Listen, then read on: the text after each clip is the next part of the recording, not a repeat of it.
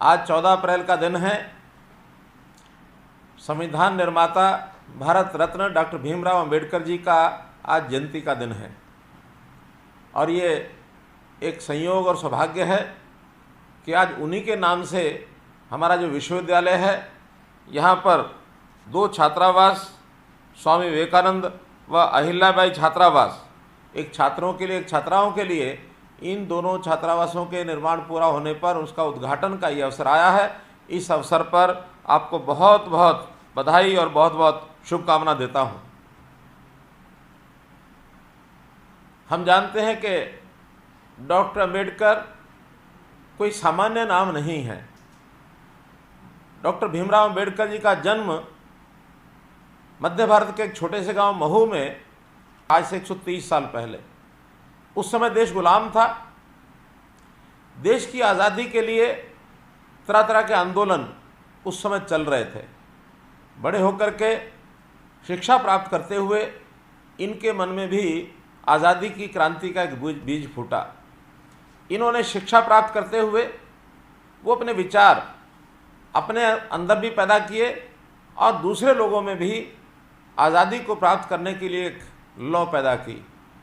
पढ़ाई के अंदर बहुत ही तीक्ष्ण बुद्धि का ये बालक, ये आगे चल कर के उच्च शिक्षा में इन्होंने अर्थशास्त्र की शिक्षा भी ली, विधि विज्ञान की शिक्षा भी ली, विदेशों में पढ़ाई के लिए गए और एक अच्छे विधिवेता इस नाते से यहाँ तक पहुँचे कि उस अंग्रेज़ के समय एक सरकारी विधि विश्वविद्यालय और उसके ये कुलपति भी बने।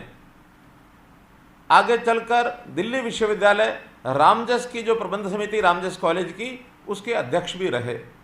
एक उच्च कोटि को प्राप्त करते हुए इन्होंने विद्या के नाते से उस समय का सारा विधि विधान, चाहे अंग्रेज़ों के समय का विधान था, उस सारे का अध्ययन किया और उसी में से विचार पनपने लगे कि हम जब आज़ाद होंगे तो हमारा संविधान कैसा होगा। तुलनात्मक रूप से ये उन चीज़ों का अध्ययन करते हुए और ये आगे बढ़े। केवल विधि की शिक्षा स्कूल, कॉलेज या यूनिवर्सिटी में की, ऐसा नहीं है। इन्होंने स्वयं की शिक्षा के लिए अपनी लाइब्रेरी अपने घर में जो रखी हुई थी, उसका एक विशाल स्वरूप। हमको पता है कि उस समय दुनिया की सबसे बड़ी निजी लाइब्रेरी इनके घर की थी, 50,000 पुस्तकें उसमें थी। हमेशा पढ़ाई के प्रति बहुत आग्रह करते थे।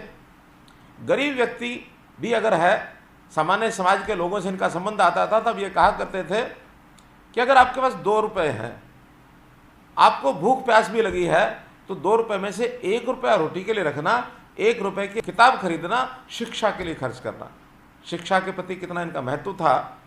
आगे चल करके हमारे संविधान की जो संविधान निर्माण के लिए जो संविधान सभा बनी थी, उसका इनको अध्यक्ष बनाया गया, क्योंकि इससे इनसे बड़ा विधिवेता और कोई आसपास उस समय अपने देश में भी नहीं था। सब लोगों के विचार लिए लगभग 2 साल तक विधान को तैयार करने के लिए, संविधान को तैयार करने के लिए और विभिन्न लोगों से विचार विमर्श करते रहे, तब जाकर के अपना ये संविधान तैयार हुआ। इस संविधान को तैयार करने के समय उन्होंने देश के यानी हर प्रकार के समाज की चिंता की, समन्वय बैठाया।